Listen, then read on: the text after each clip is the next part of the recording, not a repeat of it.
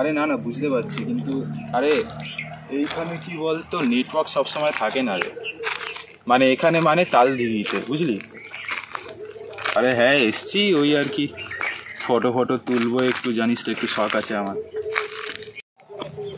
না না, আরে ওটিটাকে বলেছিলাম, ও বললো যে এখন ওর ফাইনাল এক্সাম চলছে, তাই জন্য ডিস্টার্ব করিনি। দেখ আমি আছি আর মোটে দুদিনের মতো।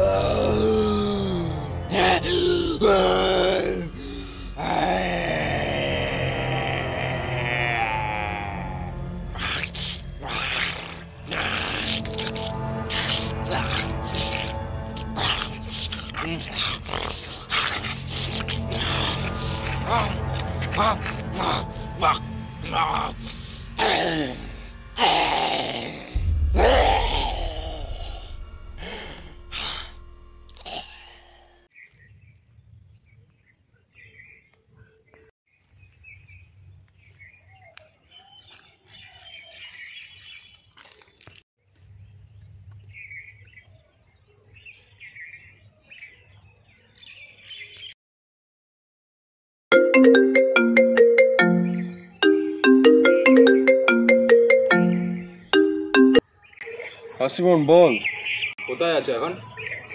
আছি আমার ল্যাবরেটরির সামনেটা। কেন? যে সিরামটা বানিয়েছিলে ওটা সাকসেসফুল হয়েছে? আর সিরাম তো প্রায় 95% কাজ শেষ, তবে আমাকে টেস্ট করতে হবে। বাট টেস্টটা কার ওপর প্রয়োগ করবো আমি ঠিক বুঝতে পারছি না। মানে কোনো মানুষের কাছে নাকি কোনো প্রাণী শরীরে আমি ঠিক বুঝতে পারছি না। ওটা কি অ্যান্টি সিরাম? সেটা এখনও বলতে পারবো না। ওটা পুশ করে একবার টেস্ট করতে হবে যে ওটা কোনো কাজ করে কি না। বুঝলাম। আসলে এইটা সিরামটা একটু রিস্কি আছে, কারণ ব্যাপারটা হচ্ছে তুই তো জানিস এই সিরামটা মরা কিছু জিনিস জ্যান্ত হয়ে যেতে পারে। মানে ধর কোনো প্রাণী মারা গেল, সেই প্রাণী আবার জীবিত অবস্থায় ফিরে আসতে পারে, ঠিক আছে? তো এবার মানুষের শরীরে প্রয়োগ করলেও মানুষ ফিরে আসবে কি না আই ডোন্ট নো। বাট অনেকটা ওই জম্বি টাইপ, যেমন জম্বিতে দেখে না, জম্বি ফিল্মগুলোতে যে জম্বি তৈরি হয়ে যাচ্ছে, মরে যাওয়ার পরও মানুষ ফিরে আসে, ঠিক করবো। তাই আমি চাইছি না বিপদ ডাকতে, বাট টেস্ট তো আমাকে করতে হবে, নাহলে আমার এই সিরামটা বানানো পুরো নষ্ট হয়ে যাবে। জলে চলে এত দিনে পড়েছিলাম। আমার কাছে খুব একটা ভালো বডি আছে এই সিরামটা অ্যাপ্লাই করার জন্য। তাই? হ্যাঁ, বডি আছে? আছে আমার কাছে। কিন্তু তুই পেলি কোথা থেকে? অ্যাকচুয়ালি বডিটা আমার দাদার। তো দাদার? হ্যাঁ। হোয়াট? মানে কি বলছিস তুই?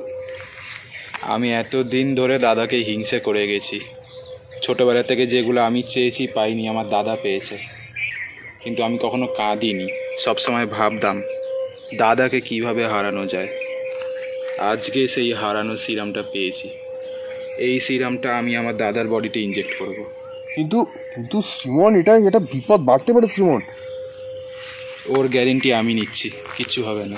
শ্রীমন শ্রীমন, তুই কিন্তু বাড়াবাড়ি করছিস শ্রীমন। যদি কিছু হয়ে যায় শ্রীমন, তুই বুঝতে পারছিস পুরো বিশ্বে কিন্তু মানে এটা যদি ছড়িয়ে পড়ে একবার কোনো কারণে, কোনো মানুষের যদি ক্ষতি করে, সেটা কিন্তু বুঝতে পারছিস কী হতে পারে। তার সমস্ত দায় আমার।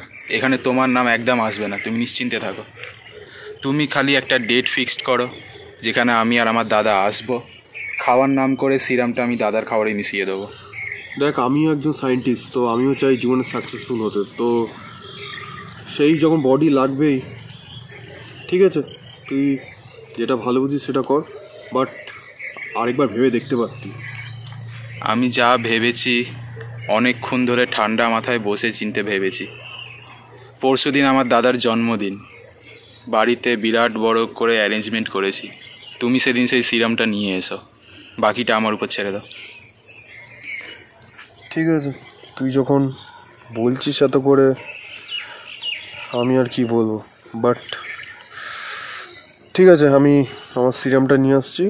তোর দাদার শরীরেই প্রথম টেস্ট হবে, অ্যান্ড আমি তারপর জানি না যে কি ঘটবে আমাদের সাথে, বাট রিস্ক তো নিতেই হবে। ঠিক আছে সুমন, আমি আসছি সিরামটা নিয়ে। ওকে, তাড়াতাড়ি এসো। হুম।